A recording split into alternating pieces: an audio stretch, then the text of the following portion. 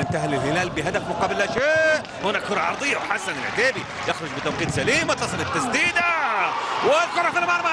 هدف أول للتعاون من تسديدة من خارج منطقة الجزاء. أحمد الحربي يسجل هدف أول في المباراة مع الدقيقة 14 والتسديدة جاءت من خارج منطقة الجزاء. تخلصت الكرة بشكل سليم مع خروج موفق كان من حسن العتيبي حارس مرمى فريق نادي الهلال، ولكن الكرة كانت في غياب أيضا المتابعة الأولى من لاعبي الوسط ولاعبي المحور في فريق نادي الهلال لتصل لأحمد الحربي اللي ثبتها بشكل جميل ويسددها بشكل أجمل. الكرة بجانب أو في الناحية اليمنى على يمين حارس المرمى حسن العتيبي. الكرة تسجل هدف أول للتعاون، هدف جميل وهدف من كرة من لاعب خبير حقيقة أحمد الحربي.